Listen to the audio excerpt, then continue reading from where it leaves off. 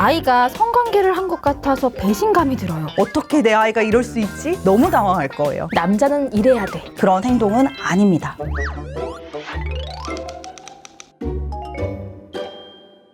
안녕하세요. 안녕하세요. 정말 오랜만에 뵙습니다, 선생님. 오늘도 양육자님들의 고민을 함께 풀어갈 자주스쿨 대표 김민영이라고 합니다.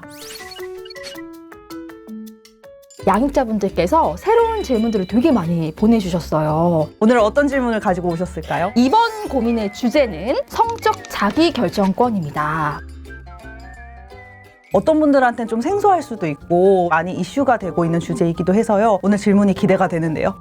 그럼 첫 번째 질문부터 시작을 해볼게요. 고등학생 딸을 둔 아버지가 보내주신 질문인데요. 아이가 성관계를 한 것 같아서 배신감이 들어요.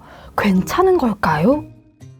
아이가 성관계를 한 것은 부모로서 배신감을 느낄 일은 아닙니다. 어떻게 내 아이가 이럴 수 있지? 라고 느끼는 그 감정보다는 안전하게 했는가, 합의하에 했는가, 그걸 체크하는 작업들을 하셔야 되거든요. 부모의 마음이 너무 이해가 되고 또 걱정이 되는 부분이 되게 많아요.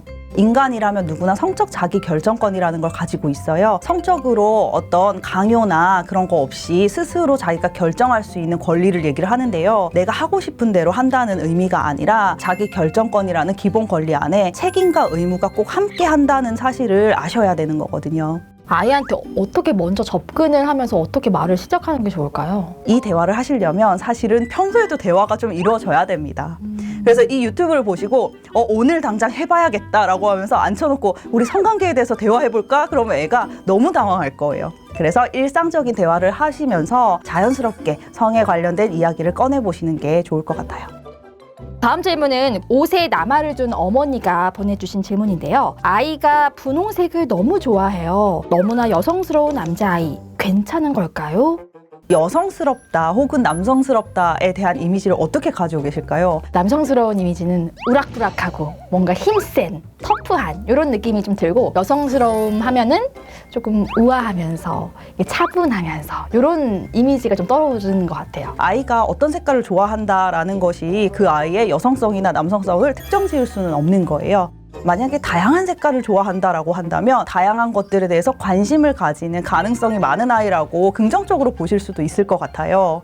여자애한테는 분홍색 옷을 좀 많이 입히고 남자애한테는 파란색 옷을 입히고 이렇게 좀 지내지 않았나라는 생각이 좀 들어요. 분홍색이나 파란색으로 남녀를 구분하지 않고 노란색, 초록색 이런 식으로 다양한 색깔을 써서 남녀 구분 없이 아주 성평등한 그런 분위기를 만들고 있습니다. 아이한테 남성으로서 혹은 여성으로서의 한계를 짓지 않고 다양한 경험들을 할 수 있게 돕는 거니까 남자는 이래야 돼, 여자는 이래야 돼, 이런 생각을 그냥 접어두는 게 좋을 것 같군요. 꼭 기억하셨으면 좋겠습니다.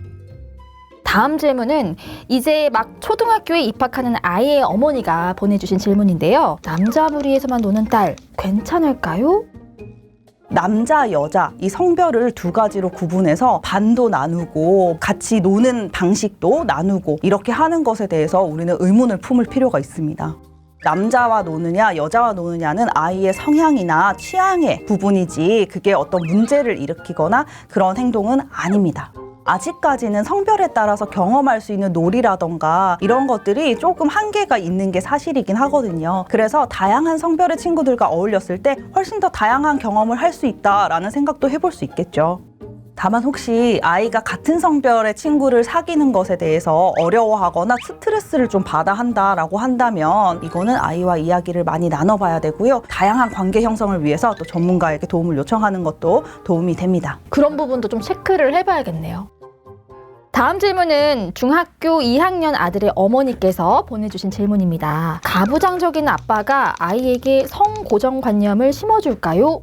네, 당연히 영향을 받을 수밖에 없습니다. 평등하고 모두가 존중받아야 되고 책임을 나눠 가져야 된다라고 교육을 하는 사회에서 가부장제는 뭔가 한계가 있고 문제가 있는 그런 가족 제도로 인식된 지가 오래됐어요. 아빠 한 명이 모든 가족을 지배하고 통솔한다라는 것은 아이가 학교에서 배우는 것 그리고 사회에서 배우는 것과 우리 집이랑 좀 다르지 않나라는 혼란을 또 느낄 수 있거든요. 부모가 올바르게 행동하는 게 좀 중요한 것 같아요. 우리 양육자님들이 어떤 편견을 가지고 있는지 스스로 체크를 해보시고 함께 공부해 나가는 거 굉장히 의미 있는 태도입니다.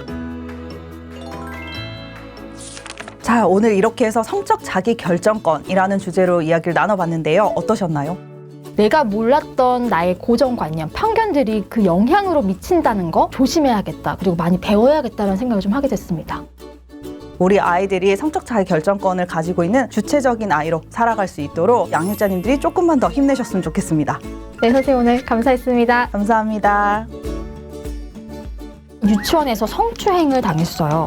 어떻게 대처해야 하나요? 성폭력을 당했을 때 나타나는 그런 증상 같은 것들이 있을까요? 성범죄를 예방할 수 있는 방법은 뭐가 있을까요? 가족관계 내에서 성추행을 당했다면 어떻게 해야 할까요?